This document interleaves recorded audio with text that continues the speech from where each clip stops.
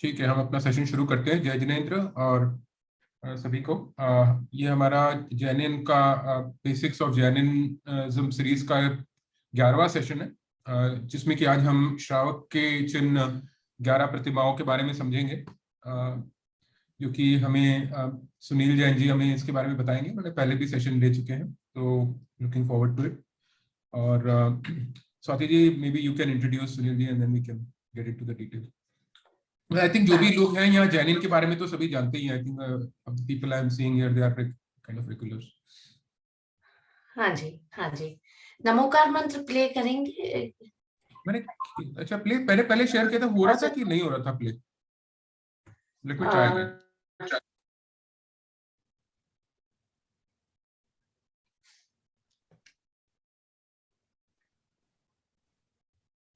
Actually voice नहीं आ रही।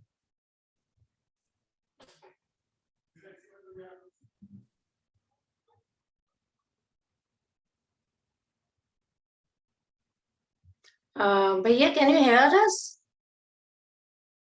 अरे I could hear you, but I think वो कुछ वॉइस का इशू है, उसका सेटिंग। मैं मीनवाइल इंट्रोडक्शन करती हूँ आज के स्पीकर का। और तो वेलकम एवरीवन, जय जिनेंद्र। आज जैसा कि भैया ने कहा, पीयूष भैया ने, हमारा 11वां session basics of Jainism series का है। और जैनिन हम लोग पिछले 5 साल से रन कर रहे हैं, जिसपे हम जैनिज्म के बेसिक्स और जैनिज्म के विभिन्न कॉन्सेप्ट्स पे सेशंस करते हैं। और ये सेशंस जैनिन के जो भी मेंबर्स हैं वो ही लेते हैं, और हमारे जो बहुत ही लर्नेड मेंटर्स हैं, कमल अंकल, वाईके अंकल, उनके मार्गदर्शन में हम इन सेशंस को कंडक्ट करते हैं।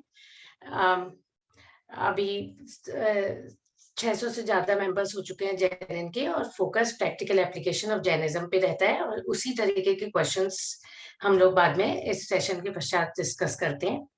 तो अभी मैं I am fortunate to be introducing Sunil ji, who is the speaker of the session today. And Sunil ji was born and brought up in Jaipur, qualified as cost accountant, company secretary, and he did his IIM management from IIM Ahmedabad. Currently CEO in Kenstar, leading name in home appliances, and he has an illustrious career of 29 years, worked with leading names like Videocon, Ultratech, Cement, Kenstar, Simco Birla, and he resides in Gurgaon with his wife and 2 kids. Being born in a family where core Jainism values are inherited, Sunilji has always believed in basic principles of Jainism, and apart from daily Swadhyay, he is also pursuing a 5-year course in Jainism. He has interest, he has multifarious interests, and has some of his interests include music and singing bhajans. We hope to hear a glimpse today, Sunil Bhaiya, of a bhajan in your session. And his wife is Ritu Jain, who is a homemaker. His son Akash, software engineer, currently working in Vancouver, and daughter is a textile designer from New Delhi. So with this, I invite Sunil Bhaiya for the session today, and look forward to his session on another on a very interesting topic of 11 Pratimaएं, Shravak Kitchen in this session. Thank you, Sunil Bhaiya, for taking the session today. जय जिनेंद्र, आप सभी ये देख पा रहे हैं ना presentation? हाँ जी। ओके। तो जय जिनेंद्र सभी को। जैनिन के प्लेटफॉर्म से जो ये बेसिक्स ऑफ जैनिज्म सीरीज चल रही है, उसमें आज का जो हमारा विषय है वो है श्रावक के चिन्ह और पंचम गुणस्थानवर्ती श्रावक और उसकी 11 प्रतिमाएं। फ्रैंकली स्पीकिंग टॉपिक काफी गंभीर है, और जिसको अभी तक हम लोग तो इतना नॉलेज ही नहीं था कि पंचम गुणस्थानवर्ती श्रावक क्या है। बट जब जैनिन के इस प्रोग्राम में बोलना था तो फिर हमने पूरा स्टडी किया, हालांकि हमने परमागम कोर्स में भी पढ़ा है, बट फिर भी बहुत डीपली स्टडी किया, तब जाके कुछ समझ में आ रहा है। तो आज हम इसको स्टार्ट करेंगे। तो जब हम बात कर रहे हैं कि पंचम गुण स्थानवर्ती श्रावक, तो सबसे पहले तो गुण स्थान क्या है वो हमको संक्षिप्त में समझते हैं, और उसके बाद समझेंगे पंचम गुण स्थानवर्ती श्रावक क्या है। तो गुण स्थान की जो डेफिनेशन की अगर मैं बात करूं तो डेफिनेशन है कि दर्शन मोहनी आदि जो कर्म है उनके उदय, उपशम, क्षयोपशम और क्षय के निमित्त से जो होने वाले जीव के आंतरिक परिणाम या आंतरिक भाव है उनको गुण स्थान कहते हैं। और अगर इसको वैसे समझे तो एक जो जीव है उसका जो आध्यात्मिक विकास है, तो जीव का जो आध्यात्मिक विकास धीरे धीरे होता है और ये धीरे धीरे इन चरणों से निकलता है, उनको हम गुण स्थान बोलते हैं। और ये 14 भागों में गुण स्थान को डिवाइड किया गया है। और प्रथम गुण स्थान जो है वो मिथ्या दृष्टि का है, जो हम सब जानते हैं। और एक इम्पॉर्टेंट स्टेप जो आता है वो है फोर्थ गुण स्थान। फोर्थ गुण स्थान जो है सम्यक दर्शन जब प्राप्त करते हैं तो फोर्थ गुण स्थान में जीव आता है।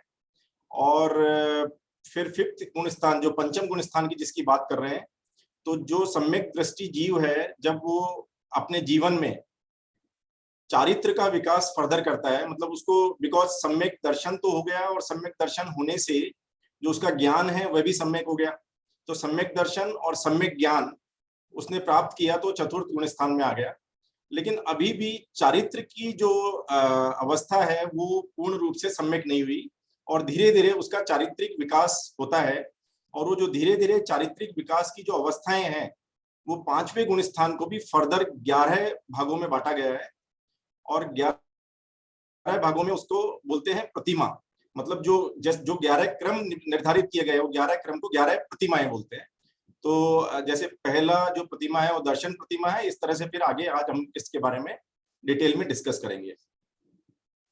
तो आज के जो टॉपिक है उसमें 2 इंपॉर्टेंट शब्द है, एक श्रावक और दूसरा है प्रतिमाएं। तो श्रावक किसे कहेंगे और प्रतिमा किसको कहेंगे, पहले इसको डीपली समझ लेते हैं, उसके बाद फिर 11 प्रतिमाओं पे एक एक करके विस्तार से हम चर्चा कर सकते हैं। तो श्रावक की जब बात करते हैं और जब श्रावक के चिन्ह की बात करते हैं तो हम कैसे पहचाने कि ये श्रावक है या नहीं है, या जैन श्रावक है या नहीं। तो जैन श्रावक होने के बेसिक 3 जो चिन्ह बताए गए हैं वो चिन्ह है जल छानन तजी निशी असन, श्रावक चिन्ह जो 3, प्रतिदिन जो दर्शन करे सो जैनी प्रवीण। मतलब अगर जैनी को एक जैन कहलाने लायक भी है या श्रावक कहलाने लायक है तो इसके 3 बेसिक चीजें हैं, जो पानी छानकर पीना, रात्रि भोजन का त्याग और प्रतिदिन देव दर्शन। तो आज मैं जिस श्रावक की बात यहाँ पे करने वाला हूँ वो श्रावक तो एक बहुत ही विशिष्ट श्रेणी का श्रावक है। हम अपने आप की बात करूँ, अगर मैं अपने आप की बात करूँ तो हम तो बेसिक श्रावक के जो सामान्य श्रावक के चिन्ह है वो भी फॉलो नहीं कर रहे हैं। लेकिन ये जरूर है कि ये भावना जरूर है कि हम आने वाले समय में हमारे परिणाम इतने अच्छे हो कि हम न केवल बेसिक श्रावक लेकिन एक जो पंचम गुण स्थानवर्ती श्रावक या सम्यक दर्शन प्राप्त करने की दिशा में एटलीस्ट आगे जरूर बढ़े इस जीवन में। तो ये जो बेसिक श्रावक के चिन्ह बताए गए हैं और इसके बाद में फिर ये श्रावक के 6 आवश्यक है, जिसमें देव पूजा, गुरु उपासना, स्वाध्याय, संयम, तप और दान। तो देव पूजा मतलब जो हमारे जिनेंद्र भगवान ने जो हमको मार्ग बताया है, उन जिनेंद्र भगवान की हम या अरियंत भगवान की हम पूजा और स्तुति आदि जो करते हैं, उनके गुणों का जो स्तवन करते हैं वो देव पूजा हुई। गुरु उपासना मतलब हमारे जो वीतराग के मार्ग पे, वीतरागता के मार्ग पे जो गुरु चल रहे हैं मुनिराज वगैरह, उनकी सेवा अर्चना, उनकी वैयावृत्ति, ये सब जो गुरु उपासना का पार्ट होता है। स्वाध्याय तो बेसिकली जो भी जिनेंद्र भगवान की वाणी से जो देशना खिरी है और उससे जो शास्त्र लिखे गए हैं उनमें से हम कुछ स्वाध्याय करें। संयम मतलब जो 5 इंद्रियों का जो हमारा 5 इंद्रियों के ऊपर कंट्रोल करने का नाम संयम है।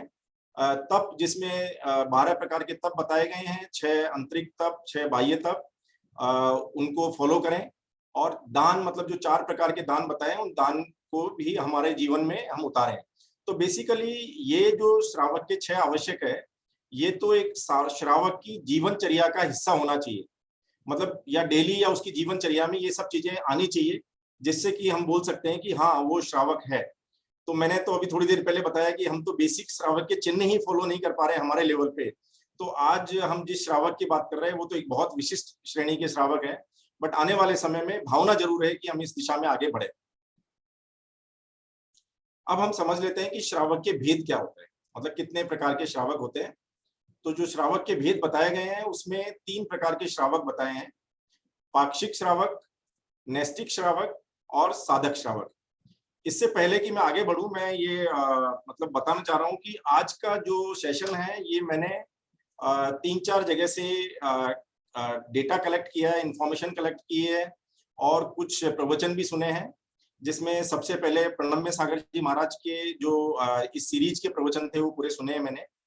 उन्होंने रत्नकरण श्रावकाचार ग्रंथ को बेस बना के जो सारे प्रवचन दिए हैं वो मैंने सुने हैं।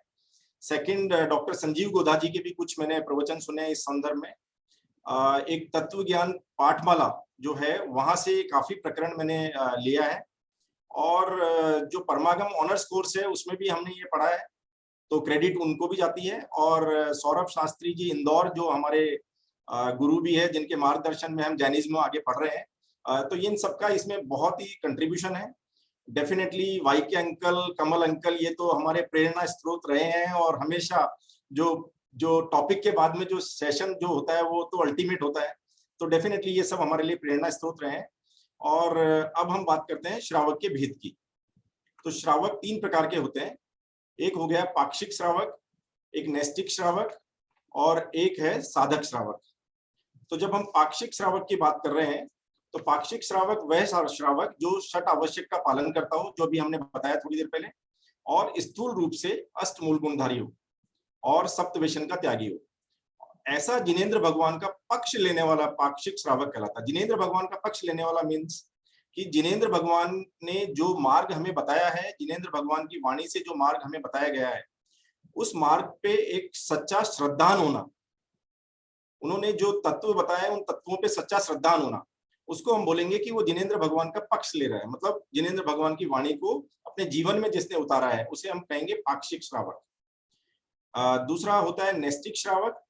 तो जो सम्यक दर्शन होने के बाद चौथे गुण स्थान के बाद में जब उसकी यात्रा पंचम गुण स्थान की तरफ आगे बढ़ रही है, तो जो क्रमिक विकास हो रहा है उसमें हम बोलेंगे उसको नैष्टिक श्रावक। और नैष्टिक श्रावक में जो 11 सीढ़ियां बताई गई है, जिसमें पहली प्रतिमा दर्शन प्रतिमा से लेके आगे की 11 प्रतिमा जो लास्ट तक शुल्लक और अलग जी तक जाती है, इसको बोलेंगे नैष्टिक श्रावक। एंड तीसरा है साधक श्रावक।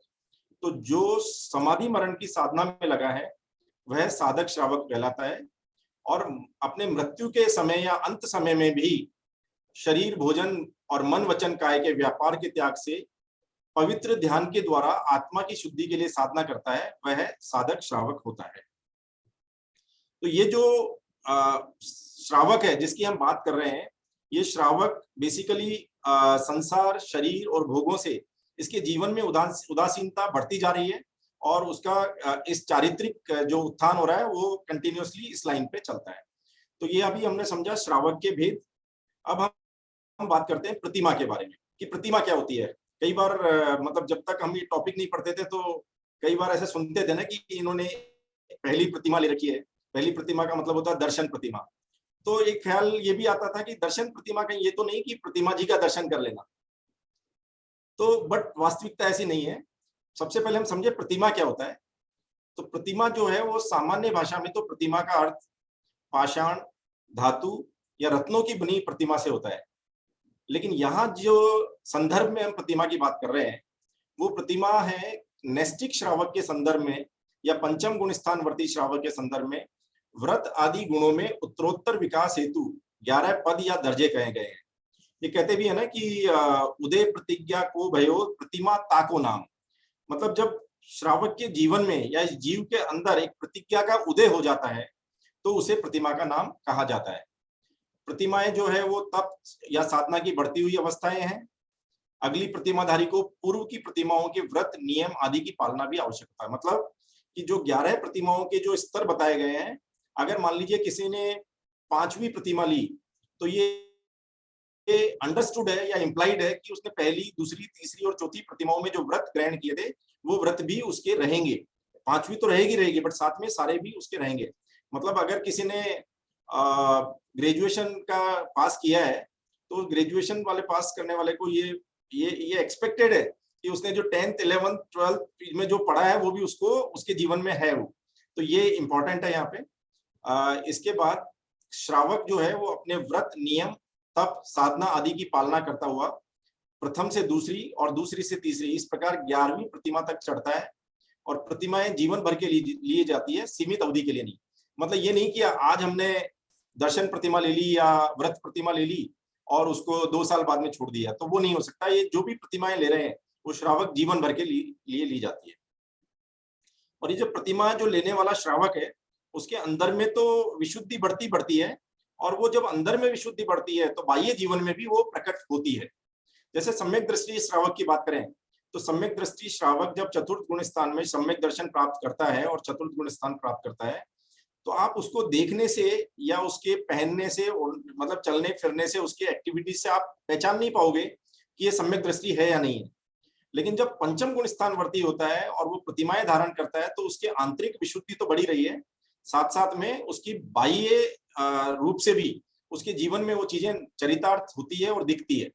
तो ये एक बहुत इंपॉर्टेंट पॉइंट यहाँ पे है। अब हम एक एक करके 11 प्रतिमाओं का डिस्कस करते हैं कि 11 प्रतिमाएं क्या है और किस तरह से इनका क्रमिक विकास हो रहा है। सबसे पहला है दर्शन प्रतिमा। ये पंडित बनारसी दास जी ऑलमोस्ट आज से 350-400 साल पहले हुए थे, और पंडित बनारसी दास जी ने एक कृति लिखी थी जिसका नाम है नाटक समयसार। उन नाटक समयसार में इन्होंने जो प्रतिमाओं को जो है पद्य रूप में लिखा था, उन पद्य रूप को ही यहाँ पे विस्तार से लिखा है हमने। तो उनका जो पद्य था वो था कि 8 मूल गुण संग्रह, कुवेशन क्रिया न कोई, दर्शन गुण निर्मल करे, दर्शन प्रतिमा सोई। मतलब जिसके जीवन में, जिस श्रावक के जीवन में सम्यक दर्शन प्राप्त करने के पश्चात 8, जिसमें वो 8 मूल गुण को फॉलो कर रहा है, अंतर्मुख शुद्ध परिणति पूर्वक कषाय मंदता से अष्ट मूल गुण धारण एवं सप्त व्यसन त्याग रूप भावों का सहज होना ही दर्शन प्रतिमा है। मतलब ये कोई जबरदस्ती कोई प्रतिमा नहीं ले सकता कि मैंने पहली प्रतिमा ले ली या मैंने दूसरी प्रतिमा ले ली। ये तो ऑटोमेटिक, मतलब अंदर से निकलता है और इस प्रकार से उसको दर्शन प्रतिमा होती है। मध्य जो 8 मूल गुण है उसमें मध्य, मांस, मधु और 5 उदंबर फल खाने का जो राग है वो उत्पन्न नहीं होता, और इन वस्तुओं का त्याग करना या व्रत लेना ही मूल गुण का धारण है। फिर इसी प्रकार से जो 7 व्यसन बताए हैं जिसमें जुआ खेलना, मांस खाना, मदिरा पान, वैश्यागमन, शिकार करना, चोरी करना व पर स्त्री रमणता, ये 7 प्रकार के जो व्यसन बताए हैं इनका त्याग भी दर्शन प्रतिमा का जो श्रावक है जिसने प्रतिमा ली है उसके लिए जरूरी है। नेक्स्ट है निरतिचार सम्यक दर्शन का होना ही दर्शन गुण की निर्मलता है। यहाँ पे जब मैंने ये प्रकरण बार बार पढ़ा तो पहले तो मैं समझ नहीं पा रहा था कि चौथी प्रतिमा में या चौथे गुण स्थान जो है सम्यक दृष्टि श्रावक है वो भी अष्टमूल गुण धारण करता है, उसके भी जीवन में सप्तव्यसन का त्याग है। और फिर जब 5वें गुण स्थान में जब वो आ रहा है तो उसके भी पहली प्रतिमा में वही चीजें हो रही है, तो इसमें डिफरेंस क्या है। जब मैंने फिर प्रणम्य सागर जी महाराज का प्रवचन सुना तो उन्होंने एक बहुत ही स्पष्ट तरीके से बताया, और वो अंडरलाइन चीज उन्होंने बताई कि जो चौथे गुण स्थान से जब श्रावक 5वें गुण स्थान की पहली प्रतिमा ग्रहण कर रहा है तो वहां पे उसको क्वालिटेटिव इंप्रूवमेंट आ रहा है। वो क्वालिटेटिव इंप्रूवमेंट क्या है? वो क्वालिटेटिव इंप्रूवमेंट ये है कि यहाँ पे ये श्रावक सम्यक दर्शन से शुद्ध है। सबसे पहली बात है सम्यक दर्शन से शुद्ध है। सम्यक दर्शन से शुद्ध है मतलब क्या कि सम्यक दर्शन का निरतिचार पालन कर रहा है, उसमें अतिचार नहीं लगने दे रहा हो। जो सम्यक दर्शन के 8 अंग बताए हैं जिसमें निशंकित अंग है या निकांक्षित अंग है या जो निर्वीक चिकित्सा अंग है, इनका तो सबका पालन कर ही रहा है या उनको तो फॉलो कर ही रहा है, और साथ में जो 25 प्रकार के दोष बताए हैं सम्यक दर्शन में, वो दोषों को भी अपने ऊपर नहीं लगने दे रहा। तो सम्यक दृष्टि तो है ही, लेकिन निरतिचार तरीके से उसको फॉलो कर रहा है, उसको बोलेंगे हम कि शुद्ध सम्यक दृष्टि। इसी प्रकार से नेक्स्ट जो है वो है कि अष्टमूल गुण का जो त्याग कर रहा है, ये भी अष्टमूल गुण का त्याग जो किया है वो बेसिकली निरतिचार पालन कर रहा है, उसमें कोई अतिचार नहीं लगने दे रहा। फॉर एग्जाम्पल, अगर उसको मद्य मांस और मधु का त्याग है, तो जब ये पहली प्रतिमा ले रहा है तो वो श्रावक हमेशा ये देखेगा कि मैं अगर मेडिसिन भी ले रहा हूं तो मेडिसिन में मेरा कोई डायरेक्टली या इनडायरेक्टली ये नहीं जा रहा है, मतलब मद्य मांस मधु वगैरह नहीं जा रहा है, जिसका मैंने त्याग किया वो नहीं जा रहा है। मतलब वो श्रावक ऐसा नहीं कि ठीक है मेडिसिन ले रहा हूँ, वो देखेगा कि मेरे जीवन में ये किसी भी प्रकार से ग्रहण नहीं होनी चाहिए चीजें। इसी प्रकार से जैसे मर्यादित भोजन की बात करेंगे, तो ये जो श्रावक है जिसने पहली प्रतिमा ली है वो हमेशा मर्यादित भोजन करेगा, प्रासुक भोजन करेगा, प्रासुक पानी ग्रहण करेगा। अगर कोई सीमा है, किसी चीज की मर्यादा है, मान ले आटे की मर्यादा 5 दिन की है, तो वो फिर देखेगा कि 5 दिन से ऊपर वो ग्रहण नहीं करेगा। तो ये सब चीजें उसके जीवन में आ जाती है और ऑटोमेटिकली उसके जीवन में उदासीनता बढ़ने के कारण भोगों की लालसा भी खत्म हो जाती है। तो ये एक बहुत इंपॉर्टेंट पॉइंट है जो हम यहाँ पे देख रहे हैं। तो दर्शन प्रतिमा के बाद में नेक्स्ट आता है व्रत प्रतिमा। व्रत प्रतिमा किसको कहेंगे हम कि 5 अणुव्रत आदरे, 3 गुणव्रत पाल, शिक्षा व्रत चारों धरे, यह प्रतिमा चाल। मतलब ये जो श्रावक है जिसने दूसरी प्रतिमा ली है, वो दूसरी प्रतिमाधारी श्रावक अपने पहली प्रतिमा में जो वितरागता की और शुद्धि जो प्राप्त की है उसको बढ़ाता रहता है, और 5 जो अणुव्रत बताए गए हैं उसका वो व्रत लेता है, उसको फॉलो करता है।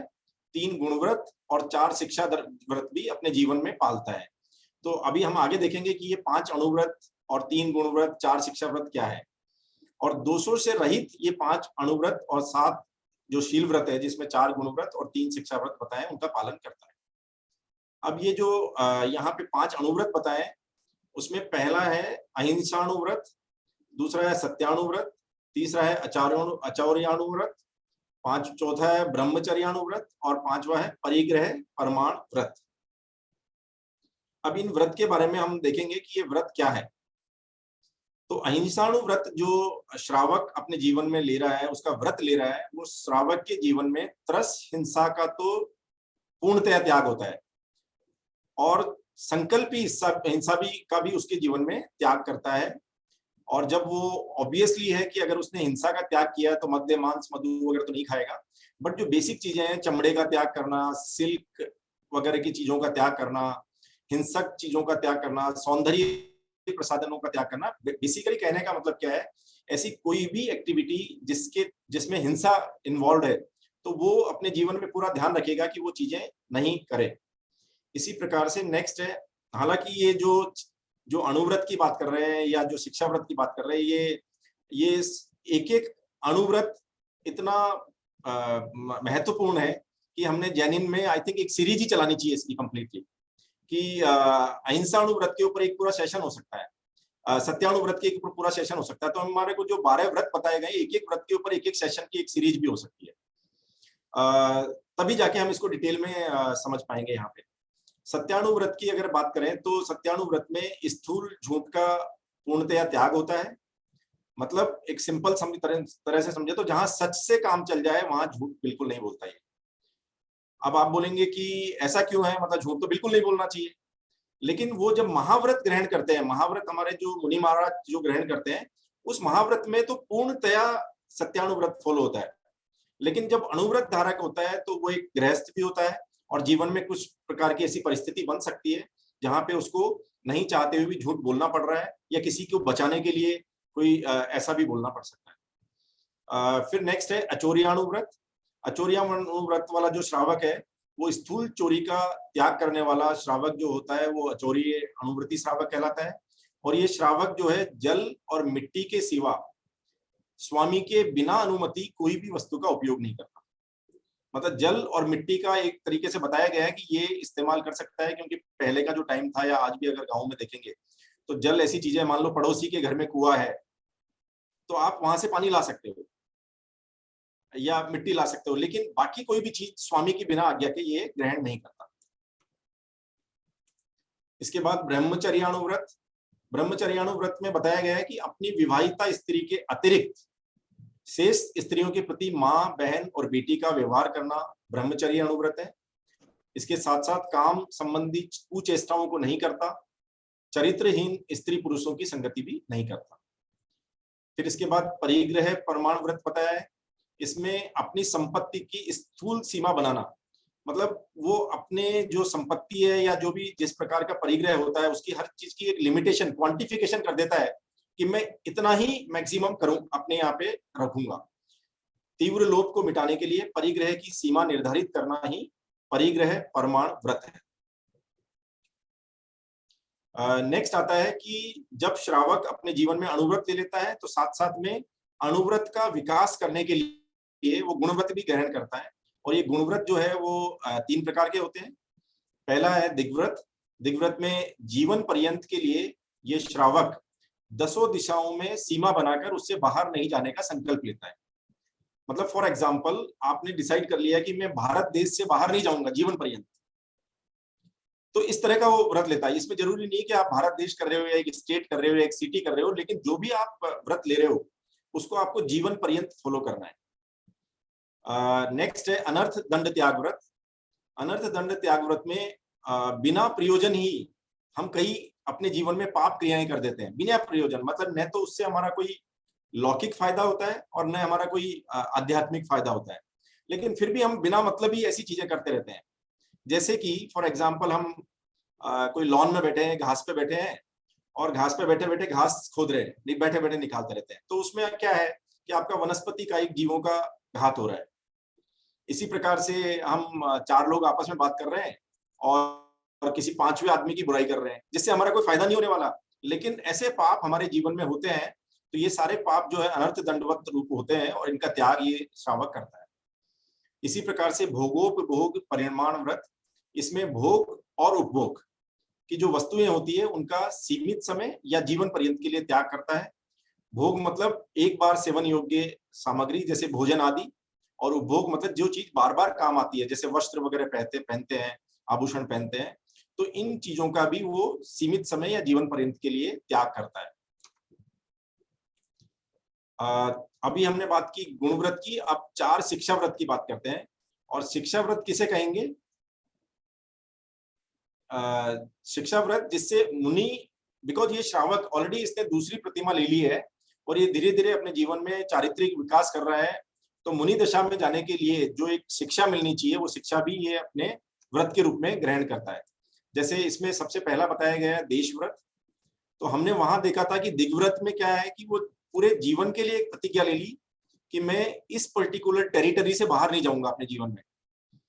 देश व्रत में क्या है कि एक सीमित समय के लिए उसके अंदर भी एक छोटी जगह डिसाइड कर लेता है। फॉर एग्जाम्पल चातुर्मास होते हैं, 4 महीने बारिश का समय होता है।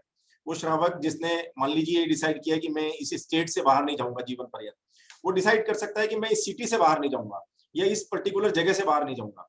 उससे एटलीस्ट उससे बाहर जो पाप क्रियाएं हो रही है उसमें उसको मतलब उससे वो बचता है। तो दिग्व्रत में जो मर्यादा उसने स्वीकृत की थी उसको सीमित समय के लिए और सीमित करना।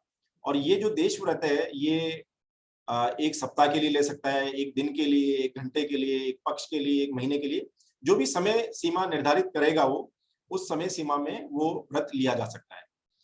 इसके बाद में नेक्स्ट आता है सामयिक व्रत। सामयिक व्रत में बेसिकली 2 समय मिनिमम उसने सामयिक करनी चाहिए। और सामयिक में क्या करना? पंच परमेष्टि का स्मरण, माला, जाप, आत्मचिंतन आदि चीजें करनी चाहिए। फिर इसके बाद आता है प्रोषदोपवास। इसमें अष्टमी और चतुर्दशी जो पर्व के दिन बताए हैं उनमें उपवास करना। और चौथा है अतिथि संविभाग। अतिथि संविभाग मतलब जो हमारे 3 प्रकार के जो पात्र होते हैं, जो सुपात्र जिसको बोला जाता है, उत्तम, मध्यम और जघन्य प्रकार के जो पात्र है उनको आहार देना, भोजन कराना, मतलब मुनियों वगैरह को मुनियों की आहार बेला टालकर भोजन करना। मतलब पहले ये देखना कि जिस नगर में, जिस गांव में हम हैं, उस गांव में अगर कोई मुनिराज है तो पहले उनका आहार होना चाहिए, उसके बाद ही मैं आहार करूंगा। या गांव में अगर कोई मुनि हो तो यथासंभव आहार देकर या देखकर भोजन करना। इस प्रकार के व्रत ये जीवन में अपने लेता है जब वो दूसरी प्रतिमा में आता है। इसके बाद हम आते हैं तीसरी प्रतिमा। तीसरी प्रतिमा है श्रावक सामयिक प्रतिमा। और सामयिक प्रतिमा में जो पद्य लिखा है वो है, द्रव्य भाव विधि संजुगत हे प्रतिज्ञा टेक, तजी ममता समता गहे अंतर मूरत एक। जो अरिमित्र समान विचार, आरत रौद्र उद्यान निवारे, संयम सहित भावना भावे, सो सामयिक वंत कहलाए। यानी प्रतिदिन मिनिमम 3 बार उसका समय निर्धारित होता है। इससे पहले हमने देखा था कि जो श्रावक ने दूसरी प्रतिमा में सामयिक व्रत लिया था उसका समय निर्धारित नहीं है, लेकिन ये जब तीसरी प्रतिमा में आ रहा है तो इसका सामयिक का समय निर्धारित है कि मिनिमम 1 अंतर मुहूर्त ये श्रावक प्रातः, मध्याह्न और सायंकाल सामयिक करने की प्रतिज्ञा लेता है। और इस सामयिक में क्या करता है, तो सामयिक में अपना आत्मचिंतन करता है, समता का अभ्यास करता है, शत्रु और मित्र उसके जीवन में कोई भी हो उनको समान मानता है, आर्त ध्यान व रौद्र ध्यान का अभाव करता है और अपने परिणामों में को आत्मा में संयमन करने का अभ्यास करता है। तो ये आर्त ध्यान और रौद्र ध्यान क्या होता है? आर्त ध्यान है कि जब व्यक्ति का प्रतिकूल समय होता है या पीड़ा वगैरह होती है, उन पीड़ाओं के कारणों पर विचार करते रहना, उन्हीं के बारे में सोचते रहना, मुझे ये क्या हो गया, क्यों हो गया, कैसे हो गया, सब चीजें, तो इसको बोलेंगे आर्त ध्यान। और रौद्र ध्यान मतलब जो अगर मान लीजिए किसी दूसरे के जीवन में कष्ट है, उससे खुद आनंदित हो रहा है, या दूसरों को कष्ट देने में मजा आ रहा है, या दुष्ट आचरण का चिंतन करना, ये सब चीजें बोलेंगे हम रौद्र ध्यान।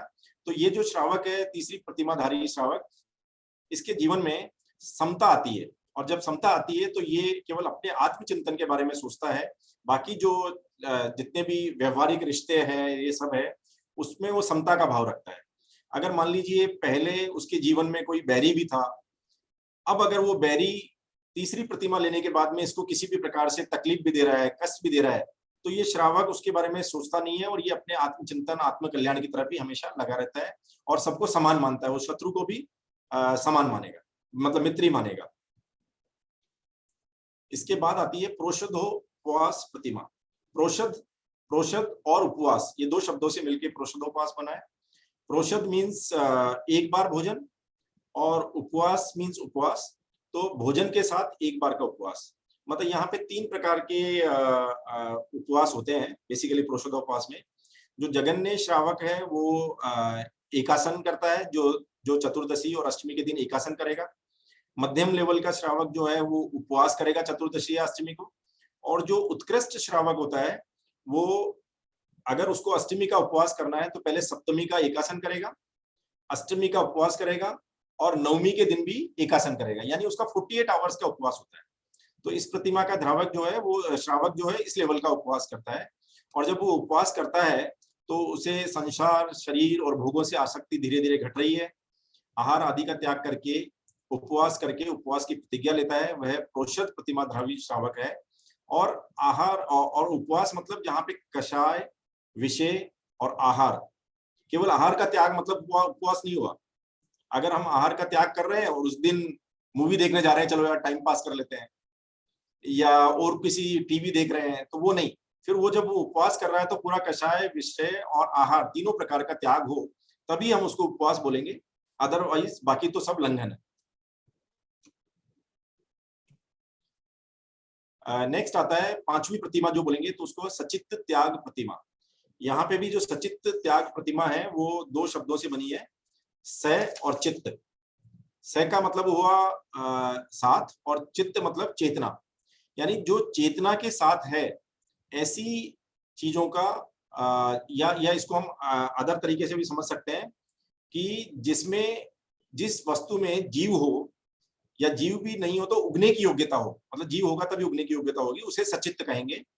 अतः ऐसे पदार्थ जिसमें जीव हो उन्हें नहीं खाने वाला सचित्त त्याग प्रतिमाधारी होता है।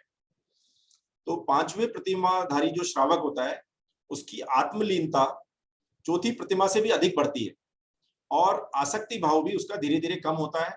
भोगों के प्रति उसकी लालसा धीरे धीरे कम होती है, उदासीनता उसके जीवन में बढ़ती जाती है। शरीर को चलाने के लिए या अपने आत्म कल्याण के लिए भोजन तो लेने का भाव आता है उसका, लेकिन सचित्त भोजन पान करने का विकल्प नहीं उठता और इसीलिए वह सचित्त भोजन का त्याग कर देता है और प्रासुक पानी काम में लेता है।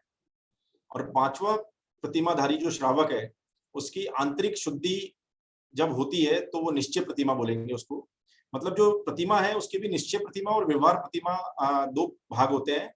तो जो पांचवी प्रतिमाधारी श्रावक है उसकी आंतरिक शुद्धि इतनी जो बढ़ती है उसको तो बोलेंगे निश्चय प्रतिमा। और जब वो मंद कषाय रूप शुभ भाव तथा सचित्त भोजन पान का त्याग कर रहा है, मतलब वो बाहर से भी दिख रहा है, बाह्य में भी दिख रहा है कि वो इस प्रकार का त्याग कर रहा है, उसको बोलेंगे हम व्यवहार प्रतिमा। इसके बाद छठी जो प्रतिमा है वो होती है दिवा मैथुन त्याग प्रतिमा, या इसको हम बोल सकते हैं रात्रि भुक्ति प्रतिमा। तो दिवा मैथुन त्याग प्रतिमा मतलब जो दिन ब्रह्मचर्य व्रत पाले, तिथि आए निशि दिवस संभाले, गही नववाड़ करे व्रत रक्षा, सो षट प्रतिमा श्रावक अख्या। यानी ये जो साधक जीव है जिसने छठी प्रतिमा ले ली है, वो साधक जीव दूसरी प्रतिमा में तो उसने स्व स्त्री संतोष व्रत लिया था, लेकिन अब ये श्रावक की विशुद्धि इतनी बढ़ गई है कि ये अभी स्वरूप स्थिरता और उसकी अपेक्षा बढ़ जाने से और भी आसक्ति घट गई है। तो ये दिवस के समय में भी, दिन के समय में भी और अष्टमी और चतुर्दशी के तिथि के पर्व के दिन रात में भी ब्रह्मचर्य व्रत को पालता है और ऐसे अशुभ भाव नहीं उठने देने की प्रतिज्ञा करता है। ये हुई छठी प्रतिमा। इसको रात्रि भुक्ति प्रतिमा भी बोलते हैं क्योंकि ये श्रावक जो है वो रात्रि में न वो भोजन करेगा न कराएगा, और अगर कोई कर रहा तो उसकी अनुमोदना भी नहीं करेगा। मतलब कृत कारित और अनुमोदना से या मन वचन काय से, जिसको नव कोटि बोलेंगे, तो ये उसकी न करेगा न कराएगा और न अनुमोदना करेगा। तो ये श्रावक का लेवल और भी उत्कृष्ट लेवल पे पहुंच गया है। और ये श्रावक जो है वो चारों प्रकार के जो खाद्य पेय लेय वगैरह जो है वो इसका किसी का भी सेवन नहीं करता। इसके बाद सातवीं प्रतिमा आती है ब्रह्मचर्य प्रतिमा। ब्रह्मचर्य प्रतिमा में जो नववाड़ी सहित विधि साधे, निष्दिन ब्रह्मचर्य आराधे, सो सप्तम प्रतिमा धर ज्ञाता, शील शिरोमणि जगत विख्याता। मतलब ये जो श्रावक है जो सातवीं प्रतिमा तक पहुंच गया है या सातवीं प्रतिमा ग्रहण कर रहा है, वो हमेशा के लिए दिन में या रात में अर्थात पूर्ण रूप से नववाड़ सहित ब्रह्मचर्य व्रत पालता है। और इस जो व्रत है या ये जो प्रतिमा है इसमें ब्रह्मचर्य की पूर्णता आती है और इस प्रकार के भाव जो है वो नहीं होने की प्रतिज्ञा लेता है और उसकी प्रवृत्ति भी तदनुकूल हो जाती है। ऐसे श्रावक को शील शिरोमणि श्रावक कहता है। और यहाँ पे श्रावक जो है वो अशुचि भावना जो 12 भावना में हमने देखी थी उसका भी बार बार स्तवन करता है, ये शरीर से अपना राग घटाता है, तभी जाके वो ब्रह्मचर्य प्रतिमा ले पाता है। इसके बाद नेक्स्ट आती है आरंभ त्याग प्रतिमा, जिसको 8वीं प्रतिमा बोलेंगे। और आरंभ त्याग प्रतिमा में ये श्रावक जो है जो विवेक विधि आदरे करे न पापारंभ, सो अष्टम प्रतिमा धनी कुगति विजय रणथंभ। मतलब ये श्रावक के जीवन में अब आरंभ भी पूरा त्याग देता है। आरंभ मतलब जो भी असी मसी कृषि वाणिज्य, ये जो 4 चीजें होती है। असी मतलब तलवारबाजी करना, जो पहले के जमाने में ये भी एक पेशा होता था।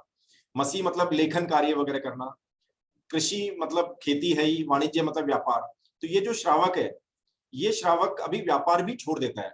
इससे पहले जो 7वीं प्रतिमा तक देखा हमने ब्रह्मचर्य प्रतिमा तक, ये श्रावक अपने जीवन में अपने जीवन को चलाने के लिए, अपने परिवार को चलाने के लिए, अपने आजीविका चलाने के लिए व्यापार आदि करता था। लेकिन जब वो श्रावक के परिणाम और विशुद्ध हो जाते हैं तो 8वीं प्रतिमा में आते आते वो श्रावक ये सब भी छोड़ देता है और इन विकल्पों का त्याग कर देता है। और अपने जीवन उपार्जन कैसे करेगा? तो वो जीवन उपार्जन हेतु कोई क्रिया नहीं करता है, लेकिन पूर्व में जो धन से संचित किया है उसने, उससे ही अपना जीवन निर्वाह करता है। और कहीं अगर कोई दूसरा श्रावक उसको अगर अपने यहाँ पे भोजन करने के लिए इनवाइट करते हैं तो वो वहां पे जाता है। 9वीं प्रतिमा जो है वो है परिग्रह त्याग प्रतिमा। परिग्रह त्याग प्रतिमा में ये श्रावक जो है वो जो दशदा परिग्रह की त्यागी, सुख संतोष सहित वैरागी, समरस संचित किंचित ग्राही, सो श्रावक नो प्रतिमावाही। मतलब ये श्रावक केवल अभी अति आवश्यक जो चीजें हैं वो रखकर बाकी 10 प्रकार के परिग्रह का त्याग कर देता है। मुनिराज जो होते हैं वो 24 प्रकार के परिग्रह का त्याग करता है, लेकिन ये जो श्रावक है जिसने पंचम गुण स्थान वर्ती श्रावक है, देशव्रती श्रावक है, वो 9वीं प्रतिमा में 10 प्रकार के परिग्रह का त्याग करता है और शुभ भाव और बाह्य परिग्रह त्याग करता है। और इस प्रतिमाधारी का जीवन वैराग्यमय, संतोषी और साम्यधारी हो जाता है। 10वीं प्रतिमा इससे भी एक स्टेप आगे बढ़ गए वो, और पर को पापारंभ को जो ने देई उपदेश, सो 10वीं प्रतिमा सहित श्रावक विगत कलेश।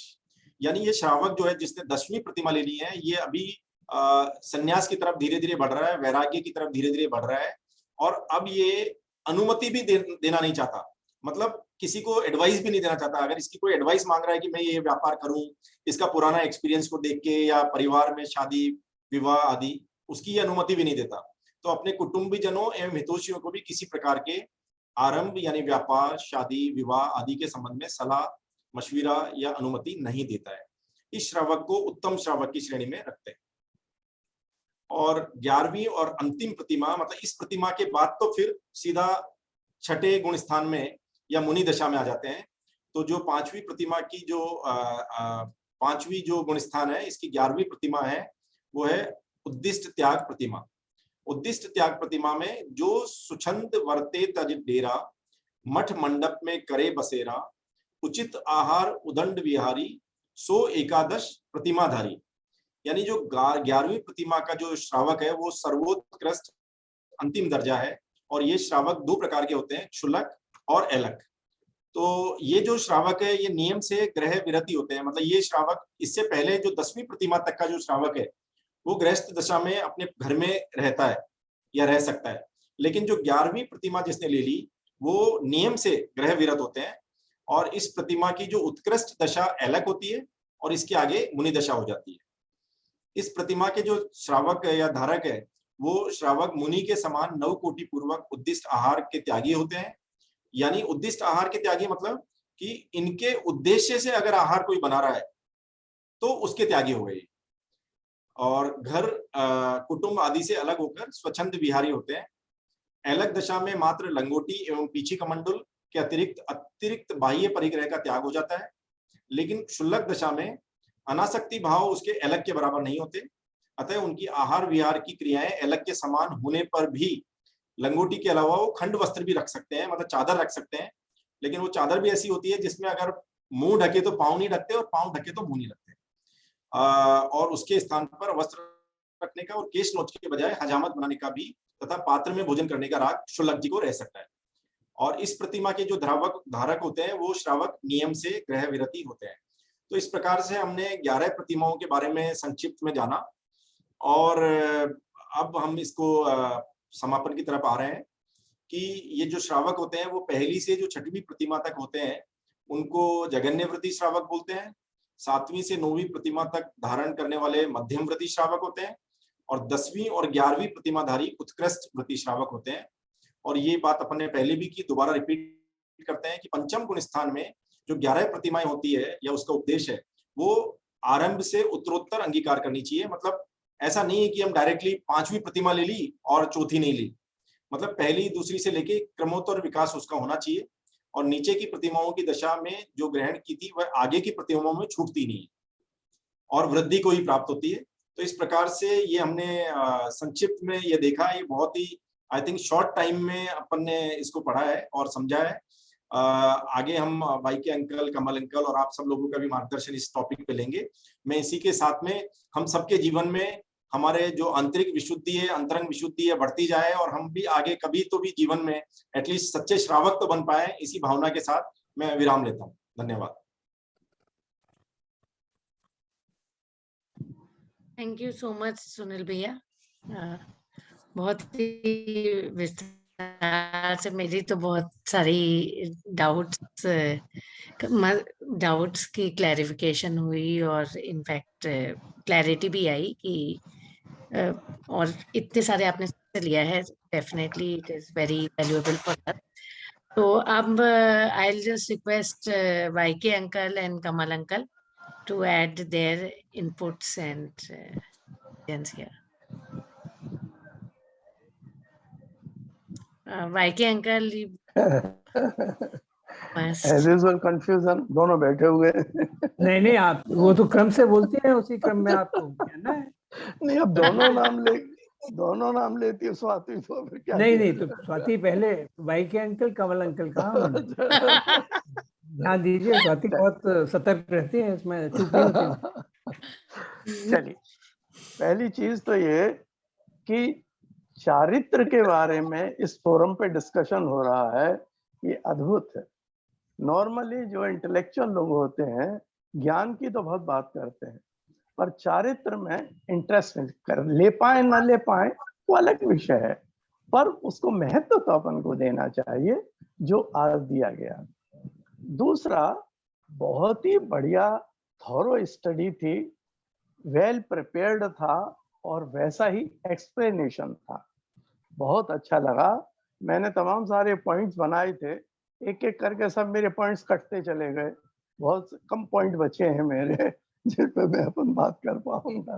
मैं सोचा था ये बताऊंगा, पर भैया जी ने वो सारे पॉइंट बता दिए। अपन कुछ बात करेंगे। पहली चीज, अंकल मैंने बहुत कम बताया है, आपका नॉलेज लेवल तो इतना है कि मतलब ये 10% भी नहीं होगा। सुनील, बहुत ही अच्छा लगा, इतना कंसाइज और एकदम सारे पॉइंट्स तुमने कवर किए, और इतना इम्पोर्टेंट जो तुम जैसे लोगों के मुंह से सुनने में, हम बुढ़े लोग बात करें कर नहीं पाए, बात करें फिर भी चलता है, तुम लोग कर रहे हो, ये बहुत अच्छा लगा, बहुत अप्रिशिएट किया मैंने। एक पॉइंट था कि श्रावक जो आपने बोला, जैन श्रावक, मेरी अंडरस्टैंडिंग ये है कि श्रावक तो जैन दर्शन का ही शब्द है, श्रावक बोलेंगे तो नॉन जैन नहीं, am I right?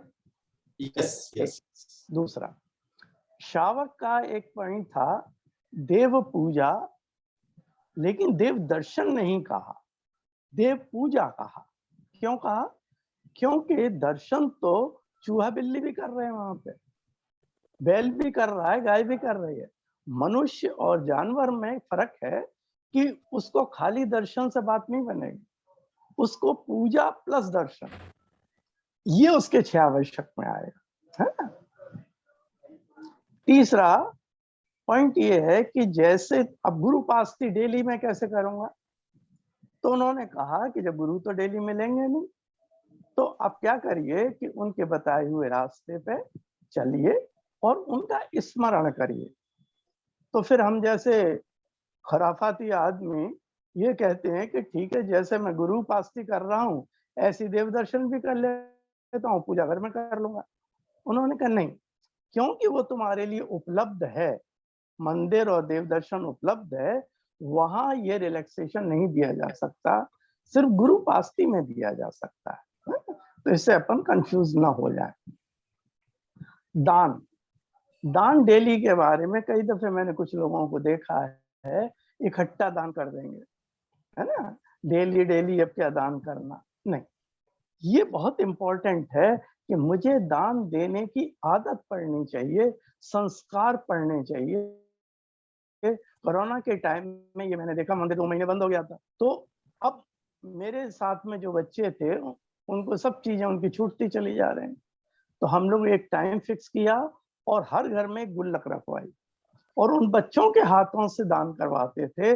डेली डालना है आपको, चाहे 1 रुपया डालो या 10 रुपए डालो, पर डालना डेली।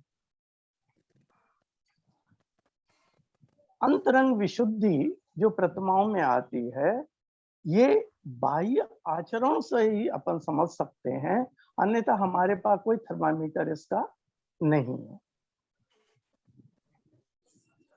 देश व्रत की भैया ने बात की, सुनील भाई ने, तो कोरोना का मेरा एक अनुभव था कि 2 महीने हमारे मंदिर बंद थे और हमको बिल्कुल अलाउ नहीं किया था नीचे उतरने को। उस समय हम लोगों ने एक देश व्रत लिया था कि फ्लैट के बाउंड उसकी देहरी के बाहर पैर नहीं रखेंगे।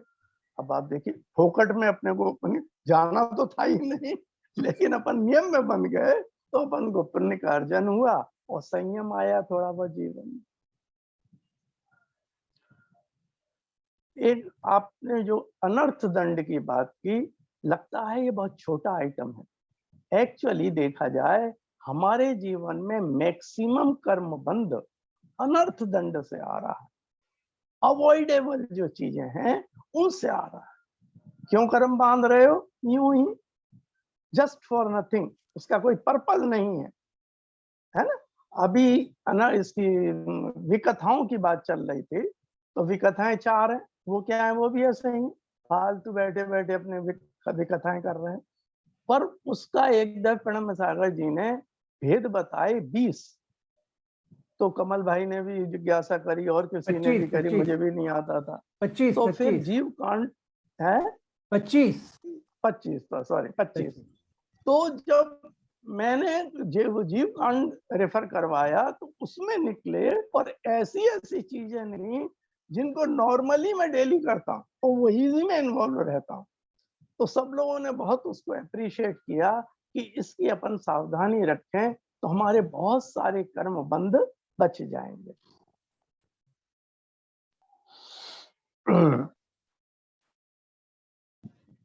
हाँ, साधक तो सूर्य भाई ने बताया। तो ये समाधि मरण आपने बोला, तो इसके साथ प्रतिमाएं भी जरूरी है। आपने समाधि मरण की बात कही, प्रतिमाएं की शायद वहां पे बात नहीं हुई थी।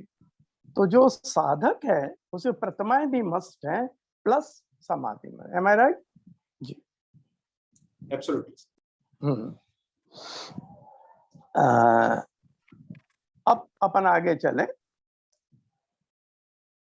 मूर्ति, ये जो प्रतिमा का पर्पज है, नाम है, वो उस प्रतिमा से ही पड़ा है जिसमें स्थिरता है, हमारे चित्त में स्थिरता है। इसीलिए प्रतिमाओं का मूर्ति जैसे हम बनना शुरू करें। अणुव्रत और प्रतिमा, अब इसमें कंफ्यूजन होता है कि अणुव्रत के साथ ही प्रतिमा होती है या अणुव्रत अलग और प्रतिमा अलग। तो इसका क्लैरिफिकेशन ये है, प्रणब सागर जी ने क्लियर किया।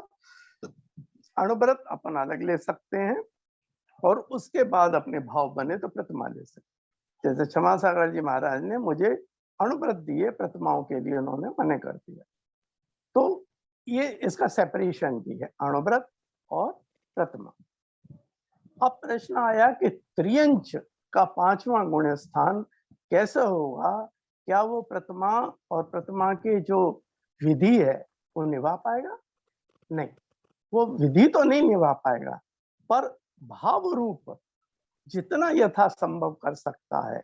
जैसे महामत्स्य का कहा जाता है कि महामत्स्य ज्यादातर वहां पे 5वें गुण स्थान वाले बहुत सारे होते हैं।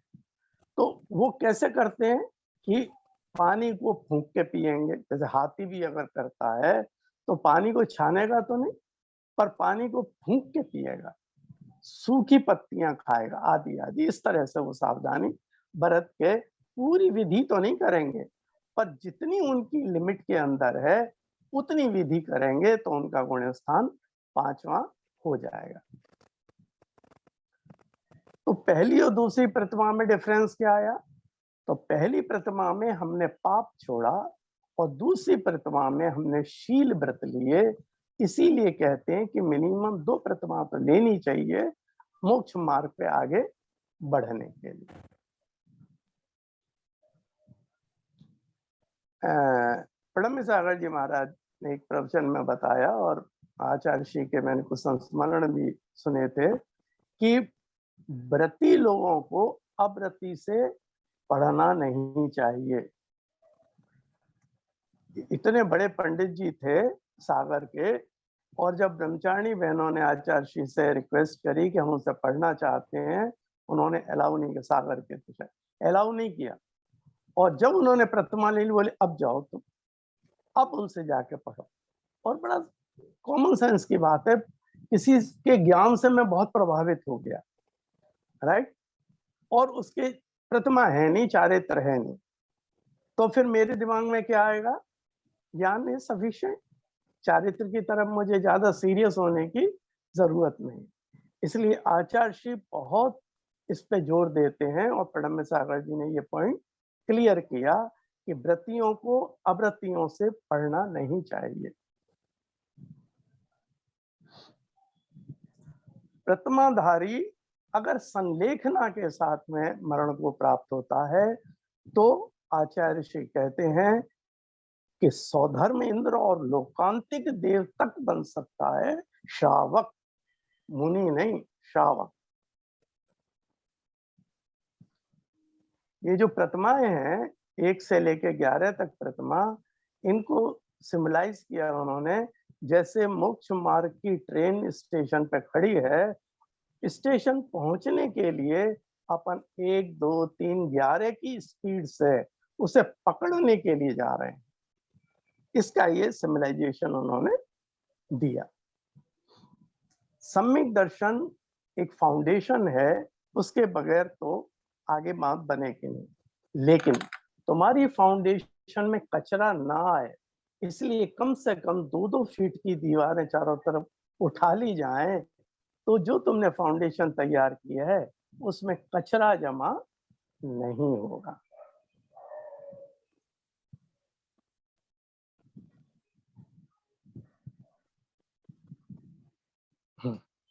जय जिनेंद्र।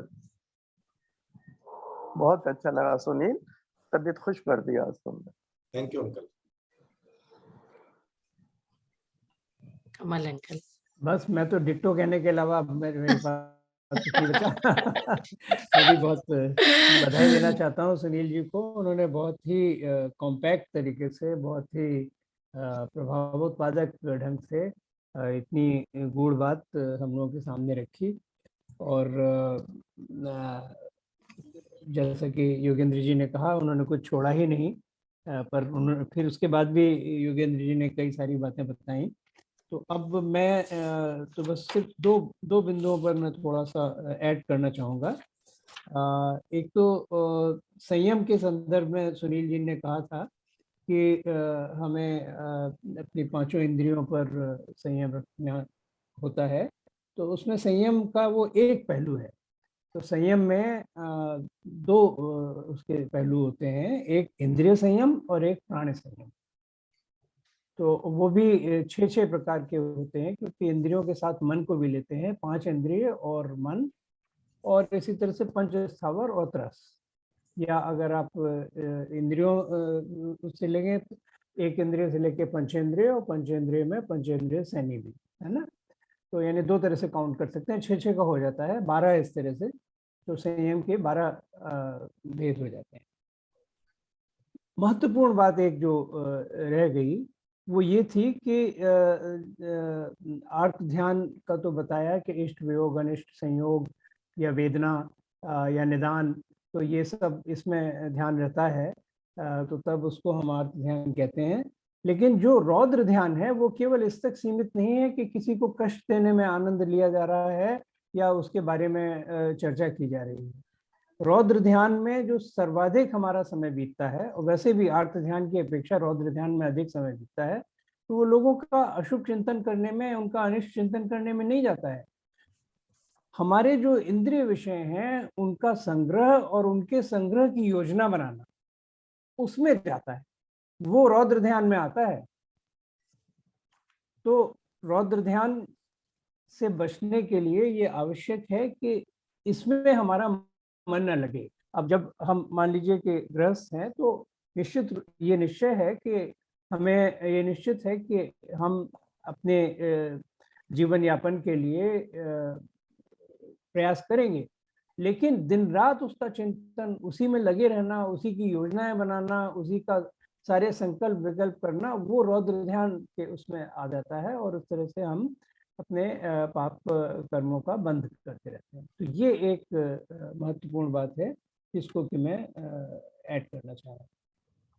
तो और हम इसमें और विस्तार में जा सकते हैं कि ये अणुव्रत हैं उनके अत्याचार क्या हैं, शील व्रत हैं उनके अत्याचार क्या हैं, पर उसके लिए पहले हम कर चुके हैं, समय समय पे किया जाता रहा है, और विस्तार से भी ले सकते हैं, जैसा कि सुनील जी ने सुझाव दिया है कि ये 12 व्रत जो हैं उनके अलग से सेशंस किए जाएं। तो ये अब जैसा पंच लोग विचार करेंगे उसके हिसाब से आगे बनेगी। कि अब तो ये बहुत अच्छी बात है, ये मुझे सबसे ज़्यादा खुशी इस सीरीज में यही है कि इसकी बिल्कुल, यानी इसका सूत्रपात ही आप लोगों ने मिलकर किया है, अपने आप जो जिन विषयों को आवश्यक समझा है, उनका चयन किया है, उनका कैसे किया जाएगा, उनको किस तरह से टेकअप किया जाएगा, किस सीक्वेंस में लिया जाएगा, 1 से 1 के बजाय 2 सेशन कर दें, ये फ्लेक्सिबिलिटी भी रखी है। तो ये बिल्कुल डिमांड ड्रिवन एक ये सीरीज चल रही है, और अब इसमें से और भी अंगोपांग निकलते रहेंगे और ये प्रक्रिया चलती रहेगी। आप लोगों को बहुत बहुत बधाई। बहुत बहुत मैं आह्लादित हूँ जिस तरह से इसका संचालन हो रहा है। जय जिनेंद्र। कमल भाई ने जो अभी बताया रौद्र ध्यान का, ये बहुत इम्पोर्टेंट था। और उसका नाम देखिए आप, परिग्रह नंदी। परिग्रह से रौद्र ध्यान नहीं हुआ, परिग्रह से जो आपने आनंद लिया, वाह। मेरे यहाँ कार आई, ऐसी कार आई कि किसी के आसपास नहीं, जो आनंद, उसमें बैठने में जो मजा आता है, वाह वाह वाह, क्या कहने। उससे गड़बड़ होती है। और रौद्र से नरकायु बनता है, आर्त से त्रियंचायु बनता है। ये कितना खतरनाक है। और रौद्र में सबसे ज्यादा टाइम परिग्रह नंदी, जो अवॉइडेबल है। भाई परिग्रह को मैं मने करूं तो ठीक है, तुमको डिफिकल्टी है, पर उसमें आनंद क्यों ले रहे हो, जो अवॉइडेबल है। ये पॉइंट पे अपन ध्यान दे सकते हैं और इस खतरनाक चीज से बच सकते हैं। स्वाति। एक तो परिग्रह के भी दो उसके हिस्से हो गए, एक तो संग्रह और एक दूसरे संग्रह की योजना।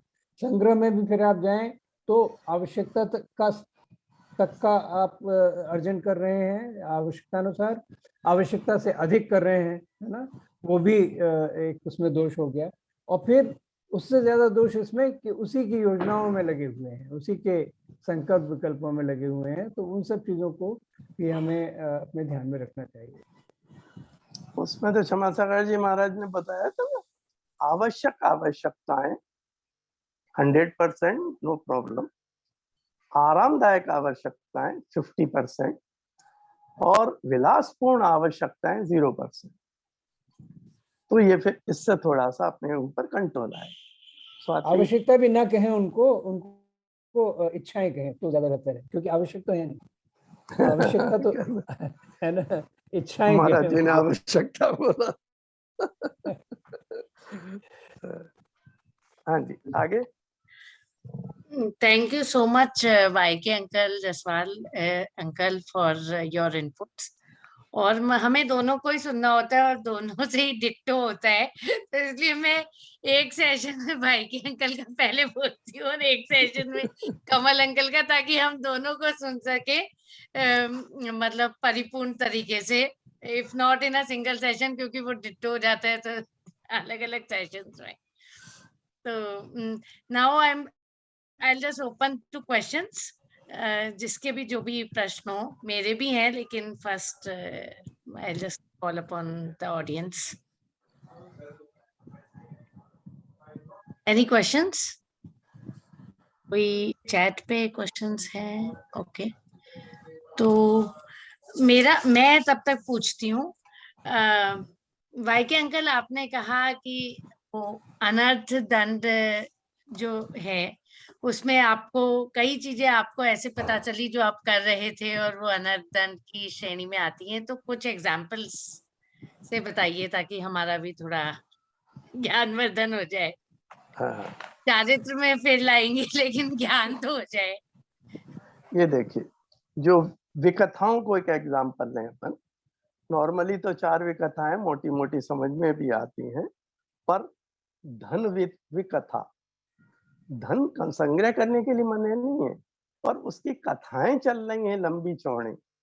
बैर तो होता है, द्वेष होगा, पर उसकी कथा क्यों, ये सब अनर्थ दंड में आएगा, है ना।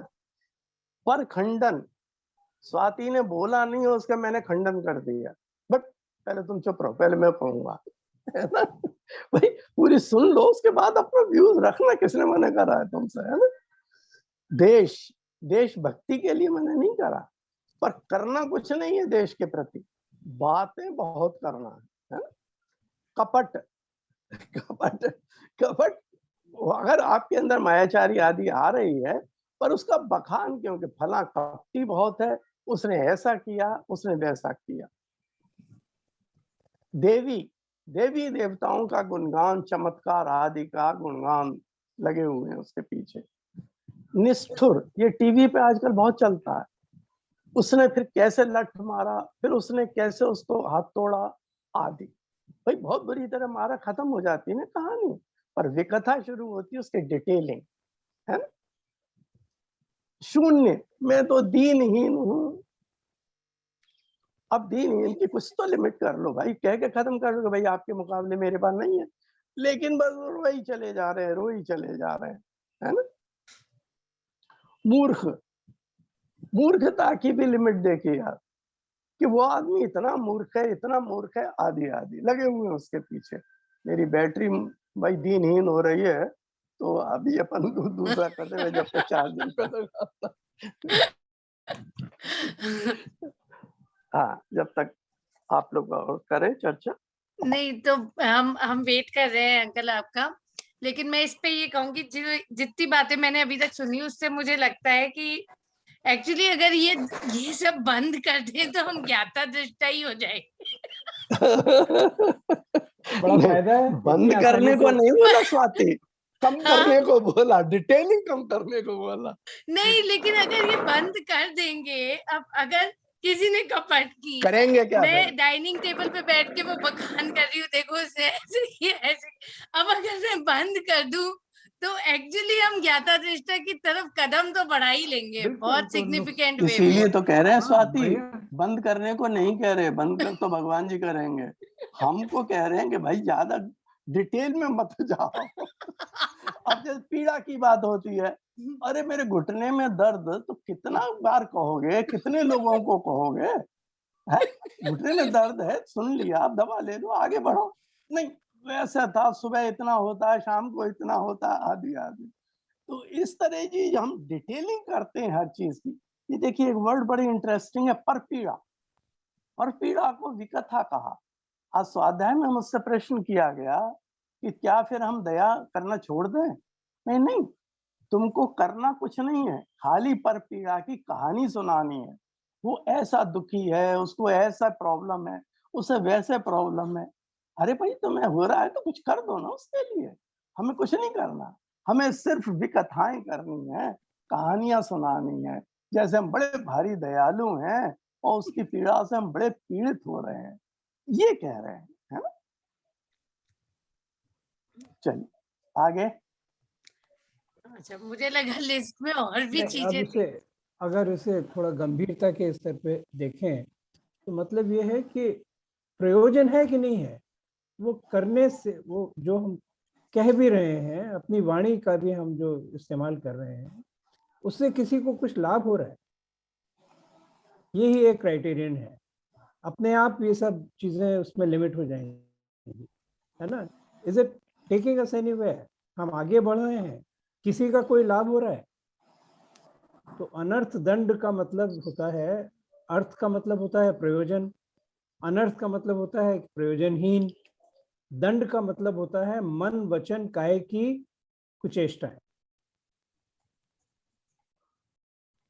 तो अनर्थ दंड में ये सब आ जाता है इसी तरह से, है ना, कि मुंह से नहीं, अब जो विकथा में तो वाणी का प्रयोग होता है, लेकिन जैसे कि एक उदाहरण सुनील जी ने दिया कि बैठे हुए हैं बगीचे में और घास उखाड़ रहे हैं या पत्तियां तोड़ रहे हैं, अनावश्यक, है ना, बेकार में उनको वनस्पति कायिक जीवों को हम कष्ट पहुंचा रहे हैं। तो शरीर की कुचेष्टा है, शरीर की पाप क्रिया है। तो इसी पर सब पे नियंत्रण रखने की आवश्यकता है। जो भी हम कहें तो उसमें एक और एक्सियम है, हित मित प्रिय, ये हमें बोलना चाहिए, है ना। जब हम जो बोल रहे हैं उससे न किसी का हित हो रहा है, न वो प्रिय है किसी के लिए, है ना, और संक्षिप्त तो है ही नहीं क्योंकि अनावश्यक है, तो वो फिर हित मित प्रिय नहीं है, तो फिर वो सत्य भी नहीं, सत्य की परिभाषा में भी नहीं आता, है ना। इसलिए इसका अवॉइड करने की आवश्यकता है। ये बात दूसरी है कि उसमें बड़ा रस आता है, लेकिन बहुत से पाप कर्म ऐसे हैं कि जिनमें रस आता है। पाप कर्म में रस आता ही है, वो मतलब जो हम, नहीं, कुछ गुनाह हाँ, बेलज्जत, नहीं कुछ बिना, गुनाह बेलज्जत भी होते हैं जिनमें लज्जत भी नहीं है और गुनाह भी है, लेकिन लोग गुनाहों में रस लेते हैं बहुत।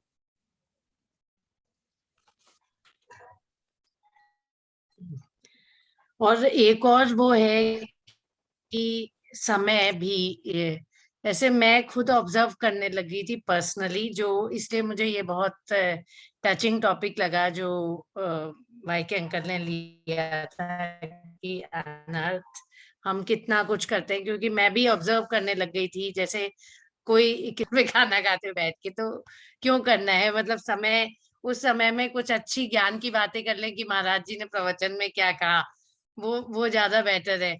तो डेफिनेटली मतलब मेरे को ये लगा कि हाँ, समय जैसे जसवाल अंकल ने कहा, किसी का लाभ हो रहा है कि नहीं हो रहा है, दूसरा कि क्या ये मेरे समय का सदुपयोग है, ये वाला भी एस्पेक्ट है। किसी से और कोई questions, any other questions from anyone? Sunil ji ने संभावना ही नहीं छोड़ी प्रश्नों की। नहीं अंकल ऐसा नहीं है, आपने पूरा कवर कर दिया उसको। तो एक मेरा और प्रश्न था, तो मुझे ये बात नहीं पता थी कि श्रावक जैन दर्शन का ही शब्द है, तो बाहर नहीं आता, सामान्य हिंदी में नहीं प्रयोग नहीं, होता? कोई समझता भी नहीं है। अच्छा, ओके। और एक ये जो ये बात है कि बाह्य तो आचरण, श्रावक कहते किसको है? श्रद्धावान, विवेकवान और क्रियावान, ये होना चाहिए। अच्छा, ओके। तो श्रद्धा से श्र का श्रद्धा, व का विवेक और क का क्रिया, ये परिभाषा है उसकी। फिर ये भी चर्चा में सुनील जी लाए थे कि आंतरिक शुद्धि से बाह्य होती है और बाह्य से आंतरिक, तो इस पे कुछ मार्गदर्शन की, मतलब आंतरिक शुद्धि प्राइमरी है और वो होगी तो बाह्य तो हो ही जाएगी, या बाह्य अगर नहीं होगी तो आंतरिक हो ही नहीं सकती है? मतलब थोड़ा सा ये इतना क्लियर नहीं है ये चीज, जैसे 100% क्लैरिटी नहीं है कुछ इस पे, अगर क्लैरिटी अंकल दे सके तो। योगेंद्र जी? वो एक्चुअली वाई के अंकल अच्छा अच्छा, स्विच आउट हो गए हैं। ओके, हो सकता है उनका समय पूरा हो गया हो, तो मैं प्रयास करता हूँ। तो जैसा कि आपने कहा स्वाति, बिना बाह्य शुद्धि के तो आंतरिक शुद्धि नहीं हो सकती, है ना? तो जो अपेरेंटली भी जो गलत कुछ किया जा रहा है, तो तब हम ये नहीं कह सकते कि हमारे अंदर तो साफ है ना? तो आंतरिक शुद्धि, तो ये हम कह सकते हैं कि आंतरिक शुद्धि के लिए, आंतरिक विशुद्धि प्राप्त करने के लिए हमें बाह्य विशुद्धि करना आवश्यक है। फिर उसके बाद उसका हमारे पास कोई मेजर नहीं है कि हो रहा है कि नहीं हो रहा है, वो फिर हमारे अपने भावों की बात हो जाती है, हम अपना ही जज उसके लिए हो सकते हैं। अंकल इसमें ऐसा भी कहा है ना कि अगर आपकी आंतरिक विशुद्धि नहीं है लेकिन आप बाह्य कर रहे हो, मतलब आपको भी पता है कि मैं बाह्य दिखा रहा हूँ, केवल दिखा रहा हूँ उसको, तो उससे मिथ्यात्व का पाप लगता है। बिल्कुल, तब वो तो मायाचार के उसमें आ जाएगा, है ना? लेकिन उसमें ये तब है कि जब आप जानबूझकर ऐसा कर रहे हैं, अपने आप को ये क्लेम कर रहे हैं कि आपको विशुद्धि हो गई है ना? आप विशुद्धि प्राप्त करने के लिए बाह्य क्रियाएं कर रहे हैं, तो उसमें दोष नहीं है। लेकिन बाह्य क्रियाएं आप इसलिए कर रहे हैं कि आंतरिक विशुद्धि हो जाने का आप दावा कर सकें, तो तब फिर वो माया शल्य में आ जाएगा, है ना? There is a subtle difference here, है ना? कि जो आप शल्य की ओर संकेत कर रहे हैं ना, कि जो तीन प्रकार के शल्य होते हैं, तो जो मिथ्या शल्य है वो तो अज्ञानवश होता है कि आप ऐसे उनका जो आप्त नहीं है उन पर आप श्रद्धान कर रहे हैं, जो तत्व के विपरीत आपका श्रद्धान है, वो तो मिथ्या हो गया। फिर जब माया शल्य होता है, तो माया शल्य में ये होता है कि आप बाह्य क्रियाएं करते हैं जैसा कि बताया गया है उसकी, पर अंदर आपका की विशुद्धि नहीं है, और आप उन बाह्य क्रियाओं को करके एक इम्प्रेशन जमाना चाहते हैं लोगों के ऊपर, तो वो फिर माया शैली की परिभाषा में आता है। इसको मतलब हम द्रव्य और भाव से भी समझ सकते हैं कि हाँ, लेकिन द्रव्य द्रव्य नजर आ रहा है। नहीं, पर उसमें भी यही है ना कि द्रव्य तो पहले होगा, हाँ। द्रव्य तो पहले होगा, लिंग की बात करें जी। तो द्रव्य लिंग पहले होगा। तो जिस मुनि के अभी द्रव्यलिंग ही है, भावलिंग नहीं है, तो उसको आप मायाचारी नहीं कहेंगे, ओके, है ना, क्योंकि वो तो पहला स्टेज है और वो प्रयास कर रहे हैं। तो जब पूरी तरह से अंदर से भी नग्न हो जाएंगे तो तब फिर वो फिर भावलिंगी हो जाएंगे। लेकिन जो केवल वो वेश धारण करके लोगों को भ्रमित कर रहे हैं, वो फिर पाखंडी में आएंगे, है ना, वो मायाचारी कहते हैं। और एक बात सुनील भैया ने बिगनिंग में बोली थी कि जल व मिट्टी अगर पड़ोसी के से ले आए तो ला सकते। मुझे लगा कि जल व मिट्टी अगर जैसे वैसे है, सरोवर में है और बाहर मैदान में है, जो एक पब्लिक ग्राउंड है, वहां से तो ठीक है, लेकिन पड़ोसी के लाने के लिए तो पूछना ही चाहिए। हाँ, बिल्कुल सही बात, सही बात है। लेकिन इनका आशय जो था कि जैसे कि अपेरेंटली पब्लिक स्पेस है, उसमें से आपने ले लिया तो उसमें कोई प्रॉब्लम नहीं है, लेकिन वहां से भी आप फल नहीं ले सकते कोई उठा के, है ना। ये मतलब कि वो तो ले लेंगे, मुनि भी अब जैसे जाते हैं शौच के लिए जाते हैं तो मट्टी वहां से ले लेते हैं। पति जी क्या हाँ, होता है कि जैसे गांव में कुएं होते हैं, कुएं किसी के स्वामित्व के हो सकते हैं, लेकिन वो अलाउ करते हैं, जनरलाइज हो जाता है कि हाँ सब जिसने लोग अलाउ से किया पानी है। पर अगर आपके घर के आंगन के अंदर कुआं है, आप पड़ोस में रहते हैं, तो आप बिना अनुमति के वहां नहीं जा सकेंगे ना। स्वाति जी, ये जी स्वाति हाँ उसी हाँ, आपकी मैं आपकी मैं बात उस को और मैं थोड़ा, उस संदर्भ में हाँ समझी थी। हाँ, जी जी उसको थोड़ा और वो उसको डिटेल कर रही हैं कि हालांकि जल है या किसी के आप मैं जहाँ बैठा हुआ हूँ वहाँ पे छोटा हमारे पीछे लॉन है सामने, तो कोई पड़ोसी आके वहां से लॉन में से मिट्टी नहीं ले सकता बिना मेरी अनुमति के। स्वाति का इशारा उसकी ओर है। वही वही वही वही तो अगर लेकिन वो अगर, पब्लिक है। हाँ, अगर आप जा रहे हैं बाहर और आपको हाथ शुद्ध करने के लिए मिट्टी की आवश्यकता हुई, तो आप वहां से उठा सकते हैं मिट्टी। हो सकता है कि किसी की प्राइवेट जमीन भी हो, लेकिन अपेरेंटली नहीं है, तो आप कर सकते हैं। लेकिन जिसने मान लीजिए सीमा खींच रखी है, अपनी चार दीवारी बना रखी है, तो उसको फांद के आप वहां से जाके नहीं ला सकते, है ना। तो वो सीमा बनाने का अर्थ ये होता है कि आप उसे पार नहीं करेंगे बिना अनुमति के। हाँ जी, ये मुकुल भैया का प्रश्न है। मुकुल भैया। सभी को सादर जय हिंद। मैं ये पूछ रहा था कि जैसे आपने बताया 12 गुण व्रत के बारे में, तो ये जो 28 मूल गुण रखते हैं गुणव्रत तीन गुणव्रत थी, तो जैसे 28 मूल गुण बोलते हैं, तो क्या ये 12 को इंक्लूड करके जो 28 मूल गुण बोलते हैं ये वही है, या इसमें कुछ फर्क है? जैसे मुनि महाराज के बोलते हैं 28 मूल गुण धारण करते हैं, वो समझना चाहता। नहीं, उनके जो 28 मूल गुण हैं जी मुनियों के, तो मैं आपको बता देता हूँ।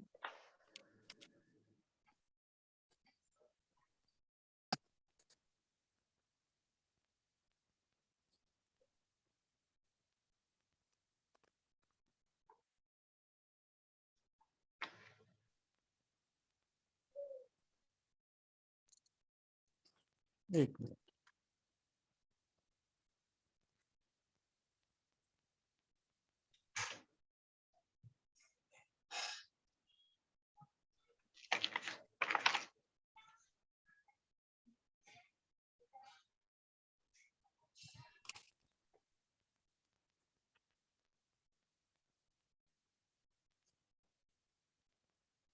मैं यहाँ पर मेरा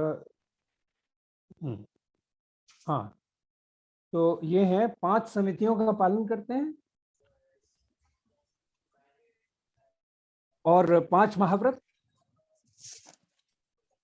5 इंद्रिय विजय, 6 आवश्यक।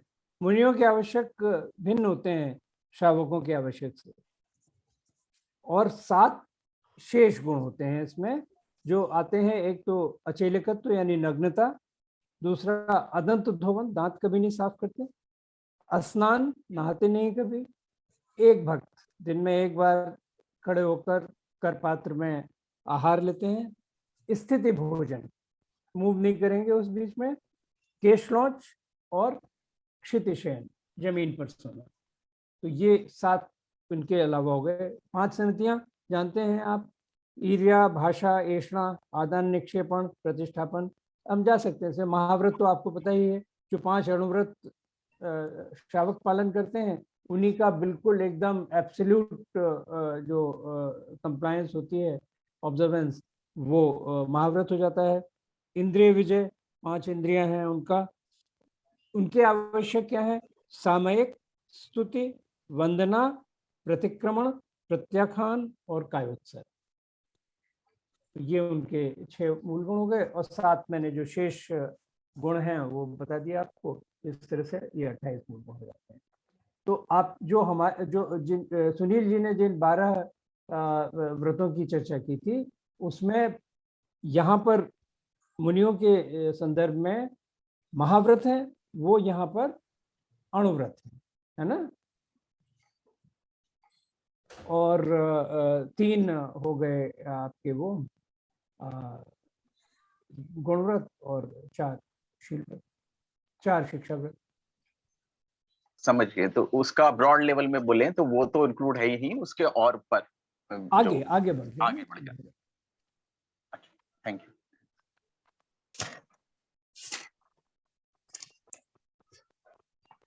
और एक वाईके अंकल वापस से आ गए हैं। अंकल, हमने आपको मिस किया।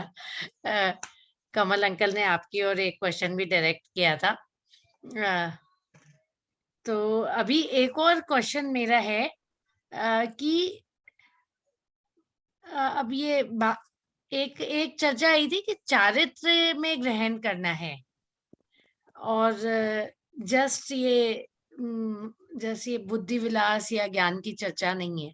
तो चारित्र को ग्रहण करने के लिए इनिशियल स्टेप्स हम क्या उठा सकते हैं?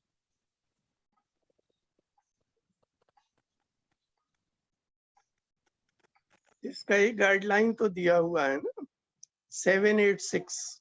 एक दफे अपन ने बात किया था, सलमान भाई हमारे 786 को बहुत महत्व मानते हैं।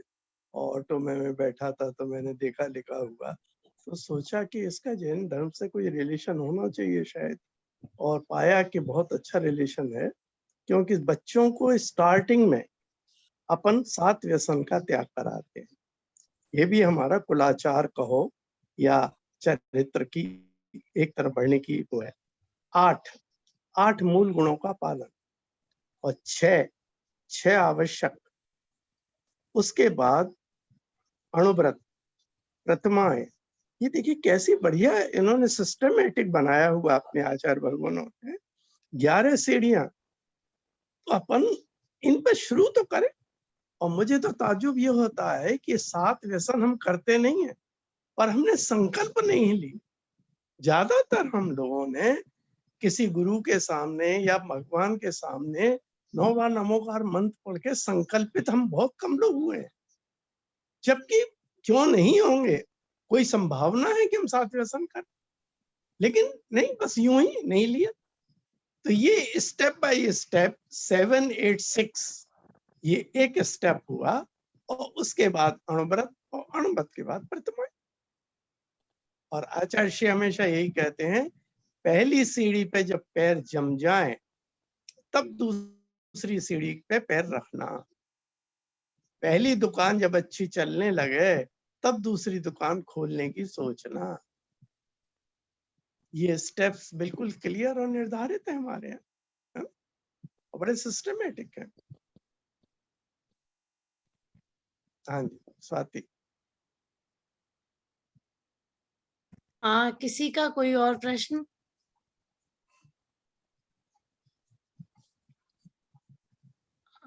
तो मेरे ख्याल से हो गया है, समय भी हो गया है पूरा, तो हम वाइंड अप कर सकते हैं। पीयूष भैया, कोई आपकी तरफ से क्वेश्चन? नहीं, मेरी तरफ से कोई क्वेश्चन नहीं है। सुनील जी का बहुत बहुत धन्यवाद फिर से, और हमेशा की तरह वाईके अंकल और अमर अंकल का भी धन्यवाद, उन्होंने टॉपिक को और डिटेल में बताया। I think we had another good session. अब हमें प्लान करना है कि आगे हम क्या सेशन करेंगे। जी, वो हम तो thank you so much Sunil भैया for the amazing session today. मैं बहुत स्ट्रांगली बिलीव करती हूँ कि ये जो जैनिन की प्रेजेंटेशंस है, ये एक बहुत ही वैल्यूएबल रिपोजिटरी तो एटलीस्ट हो ही जाएंगी for people who are not very knowledgeable, क्योंकि एक साथ संग्रहित करके सारा रिसर्च करके लिखा गया है, तो ये बहुत ही अच्छे से। और हम लोग अब